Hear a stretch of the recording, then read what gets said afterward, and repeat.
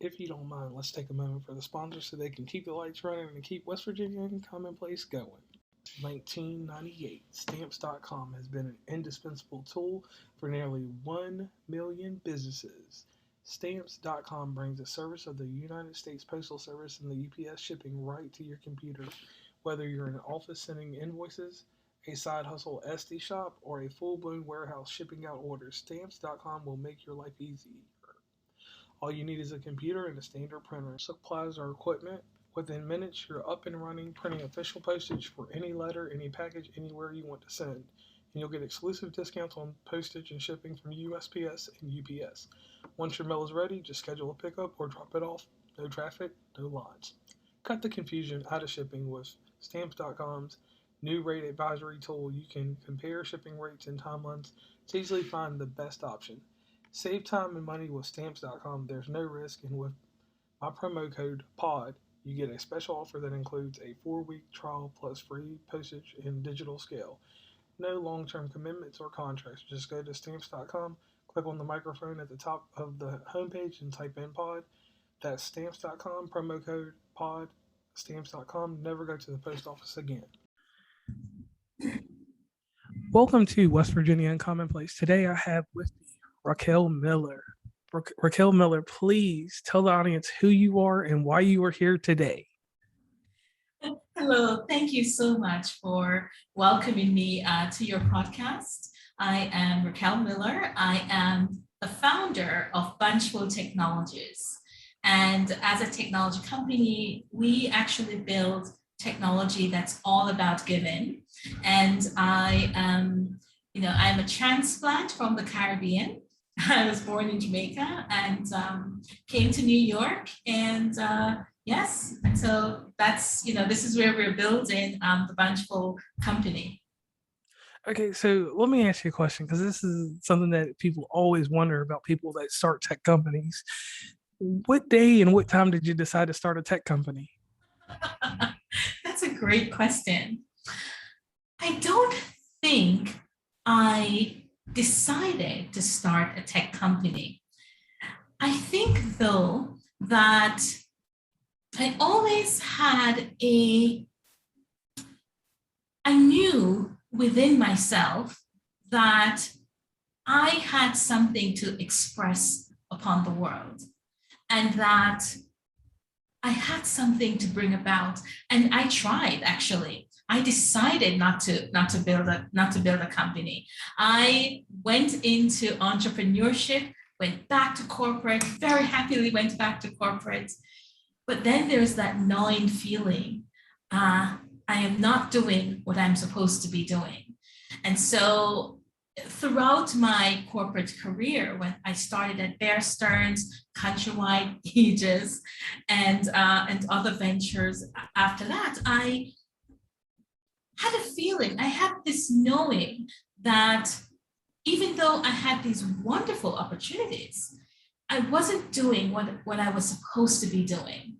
And so it was really an introspective turn that I took in order to realize what I wanted to do and what it was that in some ways, I guess, is a calling. And so now, why I started Bunchful, that's the reason behind how I came to found Bunchful. But really, the beginnings of Bunchful really started much long ago in the Caribbean, long ago on an old farm in my grandparents' town.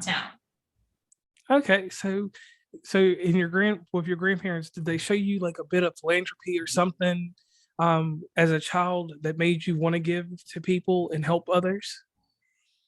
Not exactly. What happened was I spent the first few years of life in that small farming town with my grandparents. And every day, my grandmother would wake me up in the mornings and made me follow her across the street to give breakfast to my uncle. And as a child at the time, I mean, I hated this routine. Why can't she go by herself? it's really only a few steps, and I didn't understand the reason why she would wake me up and make me go with her. And one morning when we arrived and saw my uncle, he was bent halfway between his bed and the floor, and his body was stiff. And we knew that he had passed away. That memory just really stays in my mind. I can see his body, see his home. But it was long after that when I realized that when I was told that he was actually not my uncle. And the fact was that my grandmother fed him all his meals for so many years, every single day. And it really struck me that my grandmother was giving of herself in a way that wasn't an exchange. It wasn't this gift that I give this to you so then you can give something back to me. It was someone who was crippled and old, and he needed the help, and the whole community came to help him, to help with his, his laundry, his, daily activities. But my grandmother was the one who gave him all his meals. And that struck me as an extraordinary example of generosity. Okay. Later on, when I was about 10 years old, I had to go live in the city in Jamaica. It's still in Jamaica. I had to go live in the city with my father and my siblings and my father's wife, and I was devastated because I was being wrenched out of, this small town where everyone was a community, and we as children, we had just the most fun. My grandparents had farms, and we had all this land that we played on. It was just this idyllic childhood. And because I was wrenched out of that, I went through, I don't think my parents had a name for it at the time, but I went through depression, and they couldn't get me to eat or participate, and I was just whittling away. And so they took me to doctors, nothing would do.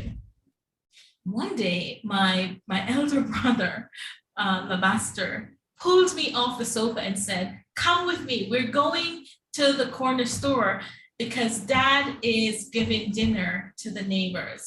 I was like, what is he talking about? I mean, honestly, I had heard some previous Fridays before, but I never really paid attention, wasn't interested. I was still very forlorn from missing my grandmother's town.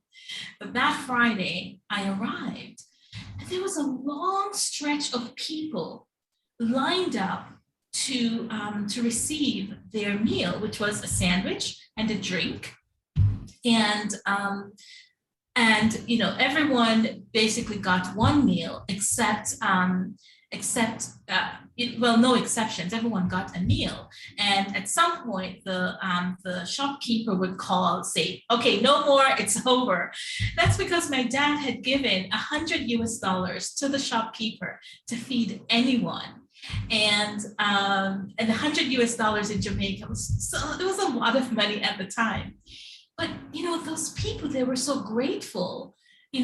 Some of them, just didn't have meal security, and they looked at our family with so much pride and gratitude. And that was the moment, actually, when I came out of this depression, when I saw that same thread of generosity in my father as I had known it in my grandmother. Okay, so that makes sense. So from your grandparents to your father, you saw this, and some people see it as giving, but we'll call it philanthropy. Like your father was actually out there trying to help his community, making sure everyone had a meal on Friday, so they could get through the weekend. So that has to be very inspirational. So further on in life, where did more generosity and acts of philanthropy come about in your life? So there was not exactly a direct line. I still, at that time, was just a child. Okay. And so I had no idea I would found a company related to generosity, or that I would even, that that I would even found a company. But I did have that entrepreneurial spirit, and perhaps that's something that I got from my dad. You may remember if you've seen The Godfather, where Yes. right in the opening scene, people have come to the Godfather to ask for his help, and people would come to my dad in similar ways to ask, they would sometimes form a queue to ask for his help whenever he was around. My dad traveled a lot, and my dad was no saint, but he was very generous whenever he could. And but there was not exactly a direct line. I was finding myself, in all these years, finding what it was that I was meant to be doing. And I say that's not an easy task because I think in each of us, we have something that we want to express. We have something we want to bring about. And sometimes we don't know how to formulate that in words or deeds. And we sometimes, become confused. But I actually started my company off in the gifting industry. So there was something there about giving that always struck me as, a place where I wanted to go. But I mentioned earlier that we're building technology around giving. When I wrote the business plan for Bunchful, I always, from the very beginning, wrote that I wanted to found a company that, when people think about giving, they think about Bunchful.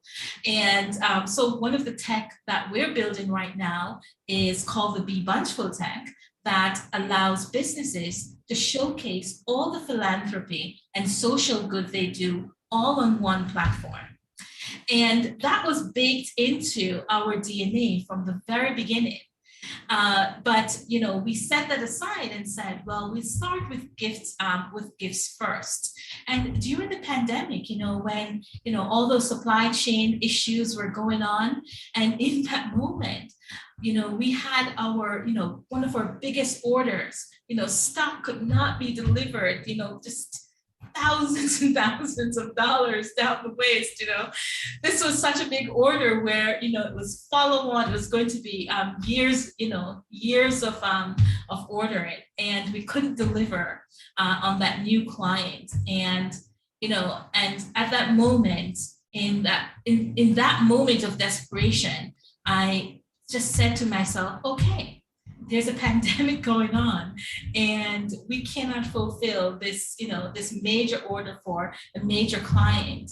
And what are we going to do? And I looked back at our business plan and I said, I'm going to start from the inside. I'm going to start from where we're going. And that's what we did.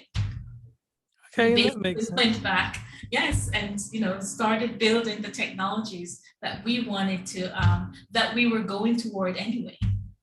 Okay, now you have something coming up on November 17th.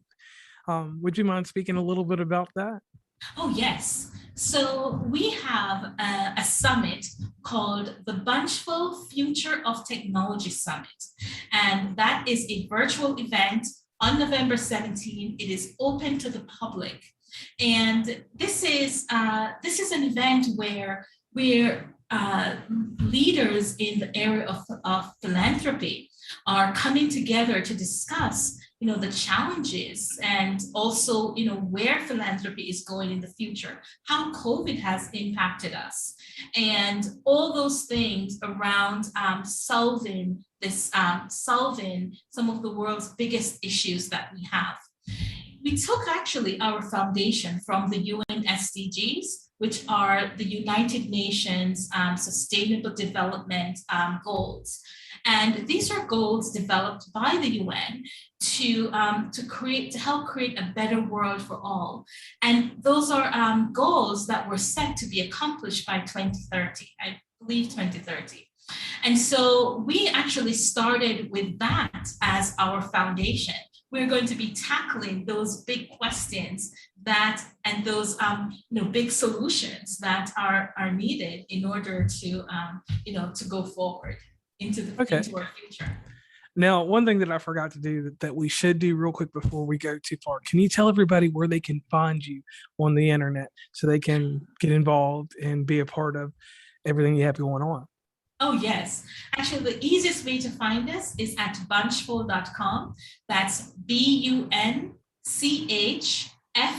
like Frank, UL.com. That's Bunchful. That's the name of our company. So you can get all our links directly there. Okay, and we've talked a lot about philanthropy, but there's one thing that that I should get out the way. Philanthropy is a hard idea for people to champion sometimes, because when they hear philanthropy, they think of someone that's really rich, helping someone just because they have money and they've got to have a tax write-off. Could you define your version of philanthropy for us and why you champion being a philanthropist than other routes of giving? I believe that one of the essential purpose of life is to give. It is, imagine taking in a breath without giving one back out. Right? It is essential part of our being, and being able to share the gifts that we have. That's what creates community. That's what brings people together. So philanthropy is not just about, writing a check. That's an important aspect. With money, with financials comes agency. But imagine where we share, where we give of ourselves. We give of our talents, we give of our skills, we give those gifts that we have, and we share it with others to help them bring about into the world their own gifts that then benefits us. And that's the circle of life. Okay, I like that answer. That right there sums that up. Now, as an awards platform, your message is very clear. What all information will you be providing in this virtual event that you have going on November 17th about the awards in general? Okay, so great question, and thank you for bringing that up. Yes, so on November 17th is the Bunchful Future of Philanthropy Summit. That is open, as I mentioned. It's a live virtual event. Registration is required, but following that, in April 27, 2022, we have the actual Bunchful Awards. And at the Bunchful Awards, that's actually a live event, and we are recognizing and honoring those who give back to their community. So the Bunchful Awards, the nominations are open now.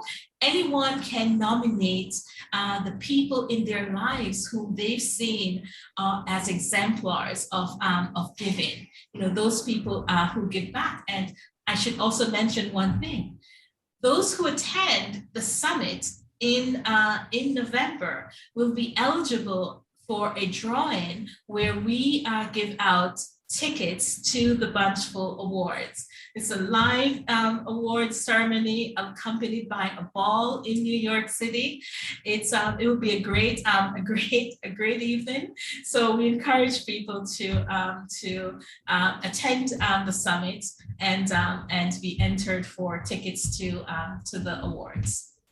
Okay, and also, audience, you can head over to www.thebunchfulawards.com to find all this information. And I'd like to dig into that a little bit right there, because you told us about bunchful.com, but you do have thebunchfulawards.com also. And once again, she did say that there will be a virtual event going on November 17th. So definitely everybody that listens and everyone that's with their family after they're done listening, please join in. The one thing I like about what you're doing, and this is a compliment to you, is being diverse.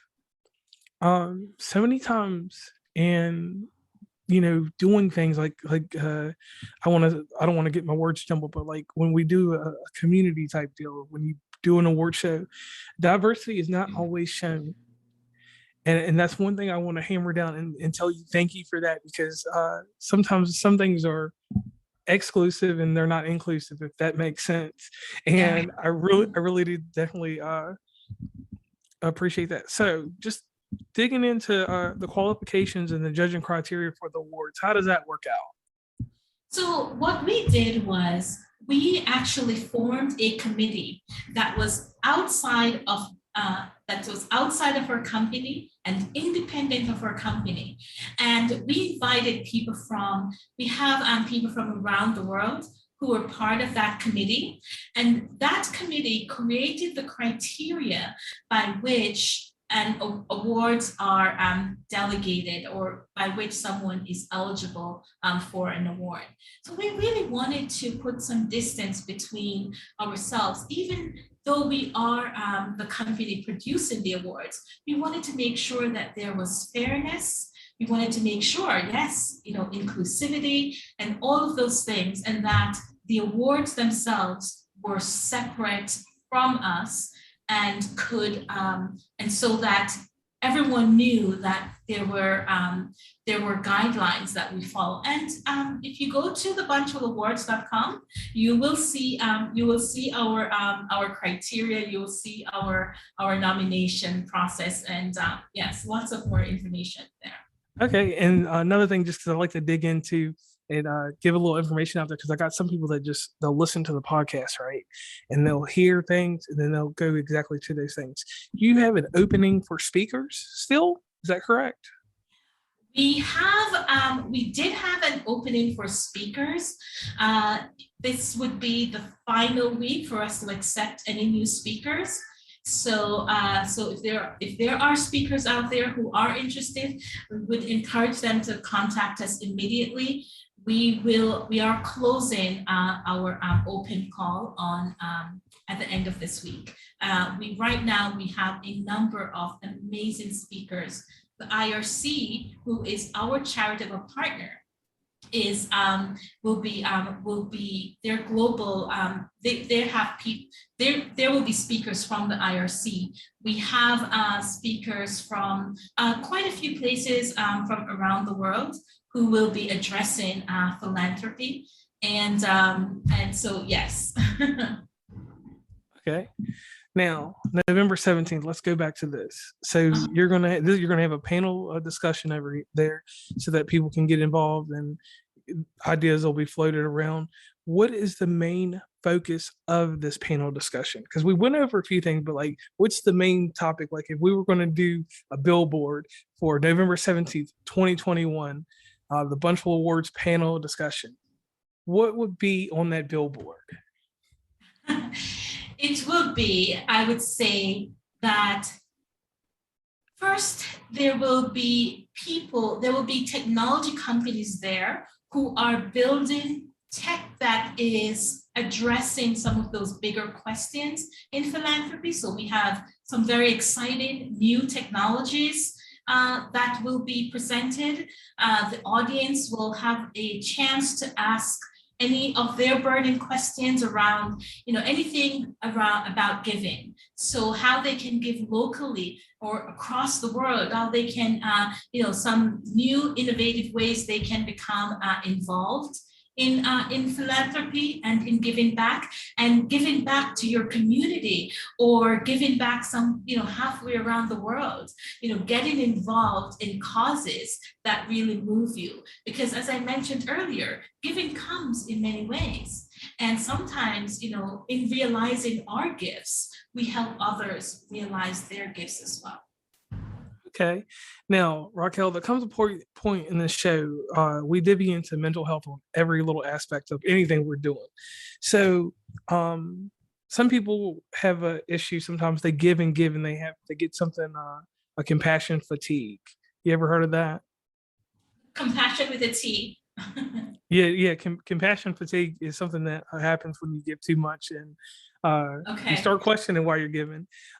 So my question to you is with all these titles, you're a CEO, you're a founder, you're a chairwoman, and you're probably much more than that. With all these titles, how do you take care of yourself? Like, what's the self-care you do for yourself to stay mentally focused and mentally sound when doing this? Because it sounds like you have a lot. It sounds like you're one of those people. Your day must be like mine. Your day didn't start at 8 a.m. Your day starts every day at 6 a.m. or 5 a.m.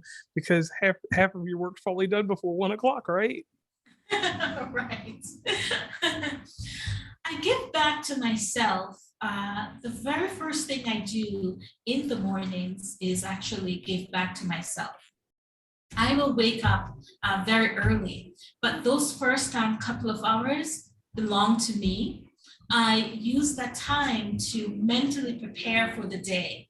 I use that time to meditate or to do something that is really for me. So I focus on giving to myself. Actually, that's one of the central themes about Bunchful, because when we define giving, giving is not just about giving to others. Giving is also about giving to oneself. And so that's how our approach to giving. And so when you give to yourself, you give yourself the resources that you need. And you give yourself the opportunity to realize your own gifts. I mentioned before that, I mentioned one of the technologies that we built before, but another technology that we built at Bunchful actually goes directly to address mental health issues. And this is a platform for self-expression, where people get to express their own gifts, in community, in a talent show competition. That's also technology that we have built. And because I think that when you really get to show the world who you are, not just one aspect, not just the aspect that goes to work, but the aspect that also goes to play and the things that bring you joy, that's how you really give to yourself, you feed yourself, and that's how you're able to give to others. Man, that was powerful. Thank you so much for that. Now, digging in a little bit deeper, looking up some more information about you. You have numerous different things. Like, you have so much going on. It's ridiculous. Like, I don't see how you have time to do everything that you do. So inside the show, we pay homage to a news magazine that used to come on TV, still comes on once in a while. It's called 2020. 2020 was a show with Barbara Walters, Diane Sawyer, and John Stossel.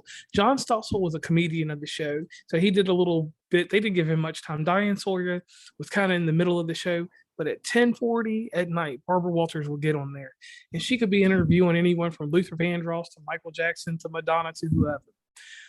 But the thing that Barbara Walters did was she made the person more personable.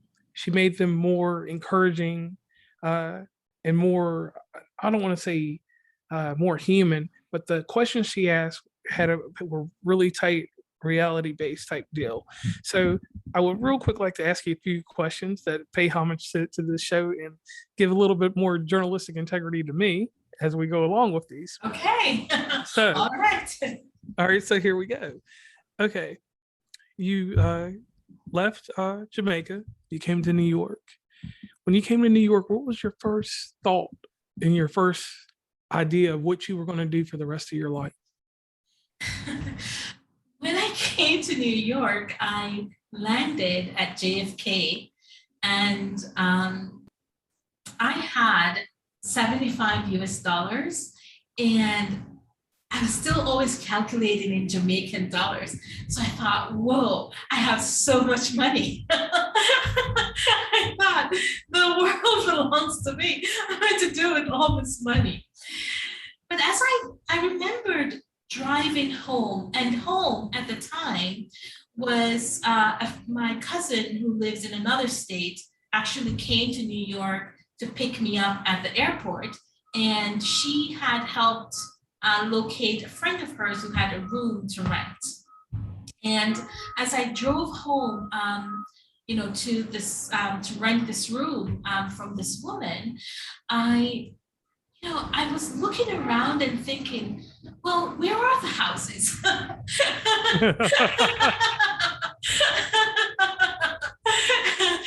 So I arrived there, and I remembered feeling that tingling feeling that something exciting is brewing in the air. There were things going on, and I couldn't touch it or see it or feel it, but I knew that I was going to dance with that music. And I wasn't thinking at the time about what my career would be. I knew the things that I loved. I knew I wanted to study literature. I knew I wanted to study law as well.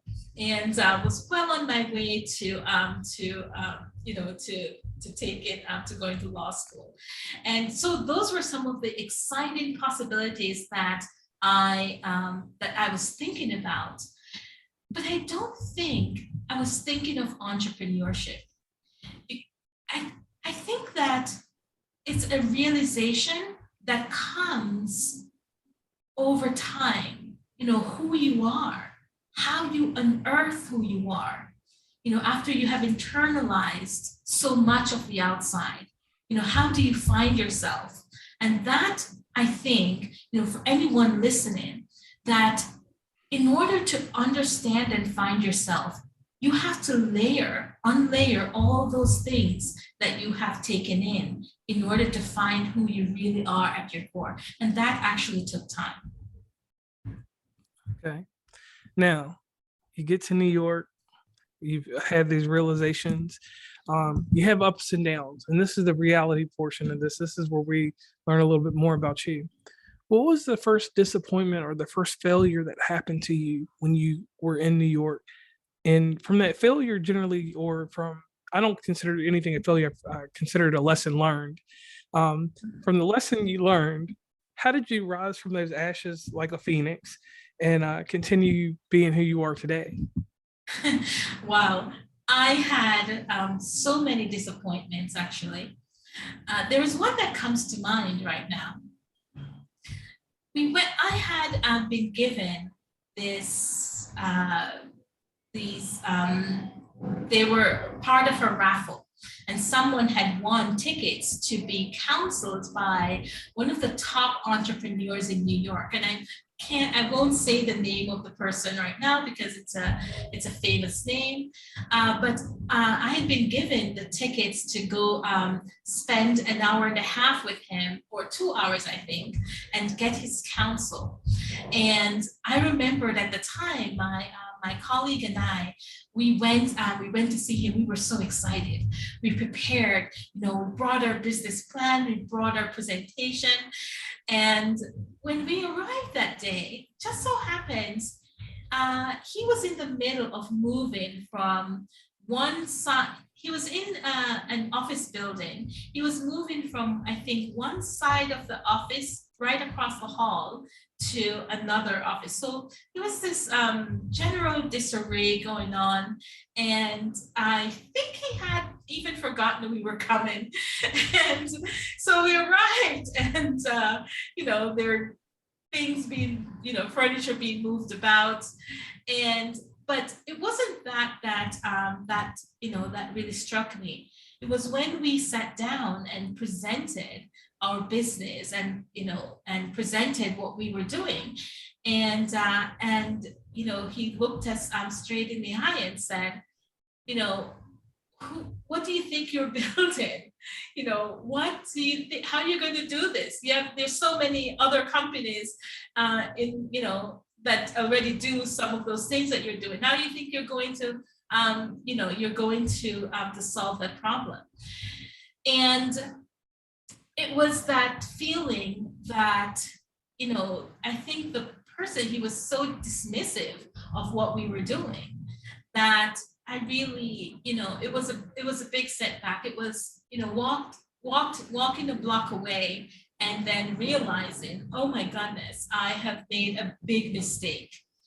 And so, when you get those punches, and that's just one of many, there have been so many disappointments along the way. But the one thing you have to do, you must know what you're going toward. You must have that vision in place, because there's so many things along the way to pull you away, to pull you back, or to tell you that what you're building doesn't matter, or won't affect the world, or is not important. And if you don't have that vision in mind, if you don't know where you're going, then you'll be pulled every which direction. And once again, that's another powerful statement. I'll have to use that as an audio clip one day down the road. Maybe we'll keep that as a phrase for you. I'll send it back to you. So that was powerful right there. Now, we all have disappointments, mistakes, faults, and things that happen. What time and what place did Bunchful truly begin to showcase everything that happened to you up until that point? What day and what time did that start? And how did it make you feel? Because a lot of people, I don't like to use the word success because we all have some type of success somewhere in something. I like to say just something that makes you feel full circle, like that. It's come around. You did this long marathon and you finally got to the end of the race at that one point, because the race never, marathon truly never stops in business and in things like that. But like, when did things come full circle for you with Bunchful? Like, when did you just sit there one day and you were like, wow, I've accomplished this thus far and I have so much farther to go? There were many different moments throughout where we felt, wow, we have accomplished something here. Even that moment last year when I told you we had gained this very big client, and the client was making, month over month orders. And, this was basically going to be our jumping off point. Like, that was a win. I think as entrepreneurs that we're so used to just getting in there and doing the daily grind, getting the work done, that we don't stop to recognize the wins, the small wins that we have. Those things that we got to accomplish that also build toward something bigger. And those small things that we get to accomplish, we have to celebrate them as well as those big ones. I think, though, that when I look now at the partnership opportunities that have come our way, at the people who are, the people in those organizations that are, supporting us. For example, when we brought one of our technology and launched it globally at Amazon, and they were very nervous that no one would use the technology, and we had such a high, rate of people who were using it. We had almost 100% engagement with the technology. Ooh. So there were many things that came along the way, and I celebrate those big things, but I also celebrate the day when I wake up that day and decide again that, yes, I am an entrepreneur. Yes, we're building this company into vision. 1998, stamps.com has been an indispensable tool for nearly 1 million businesses. Stamps.com brings the service of the United States Postal Service and the UPS shipping right to your computer. Whether you're in an office sending invoices, a side hustle Etsy shop, or a full-blown warehouse shipping out orders, Stamps.com will make your life easier. All you need is a computer and a standard printer. Supplies or equipment. Within minutes, you're up and running, printing official postage for any letter, any package, anywhere you want to send. And you'll get exclusive discounts on postage and shipping from USPS and UPS. Once your mail is ready, just schedule a pickup or drop it off. No traffic, no lines. Cut the confusion out of shipping with Stamps.com's new rate advisory tool. You can compare shipping rates and timelines to easily find the best option. Save time and money with Stamps.com. There's no risk, and with my promo code POD, you get a special offer that includes a 4-week trial plus free postage and digital scale. No long-term commitments or contracts. Just go to Stamps.com, click on the microphone at the top of the homepage and type in POD. That's Stamps.com, promo code POD. Stamps.com, never go to the post office again. And the mundane tasks that need to be done will be done today. I celebrate those things too, because there is a mental requirement that we need, not just for entrepreneurship, for all the things that we want to accomplish. And when we can be fortified enough and strengthened enough to continue on our path, to continue acting behind the scenes when no one is looking or celebrating, when the thing that needs to be done is just a small thing that we have, that needs to be done, but nobody's going to celebrate it. We have to celebrate those things too, because those are the things that add up into building your company. So I celebrate the partnerships, the sponsors who are supporting us. I celebrate the organizations who are partnering with us on our technology. I celebrate all of those big things, and I celebrate the small things too. I celebrate my colleagues, people within our organization who are passionate and dedicated and purposeful about what we're bringing to the world, and do their work every day with excellence, and even sometimes with fatigue. And so I celebrate those too. Okay. Now, that right there, that takes the cake there. Now, the part of the show that gets to the heart of everything that we've talked about today, going back around, you have the awards, you have the panel discussion on November 17th, which everyone, you can head over to bunchful.com or over to the bunchfulawards.com also. Right, bunchful.com and yeah, bunchfulawards.com. Right. Yes, you can head over to either one of the two, and you'll be intrigued, and you'll find things that will make you want to be part of your situation and a part of what you do. I want to thank you for coming on West Virginia and Commonplace today, and enlightening us and giving us insight, and being very, I don't want to use the word spiritual, but I want to say, like, you put some wisdom out there today in this episode, and I appreciate that. So let me give you a quick testament, and I do this for everybody. Me and you just met maybe over an hour ago. I've read your information, heard great things about you. So that's one thing I want to tell you thank you for. The next thing that I want to do here is say this, Raquel, straight up to you. There's a lot of people in the world. A lot of people give, but they give with an incentive. They give, no one ever gives to get back something. And I'm not saying that, but some people like the incentive and the praise of being known as a giver. You're not asking that. You're not even trying to award that. What you're trying to award here is people the unsung heroes, the people that don't necessarily get the same respect or get the same recognition that other people that do it intentionally, because some people do give intentionally, not, like I said, once again, not everybody for the result. No one gives to get back. We don't, that's a policy we learned as a child. We don't do that. But some people's intentions dig towards getting back, and yours are not like that. You're just here trying to help the world out.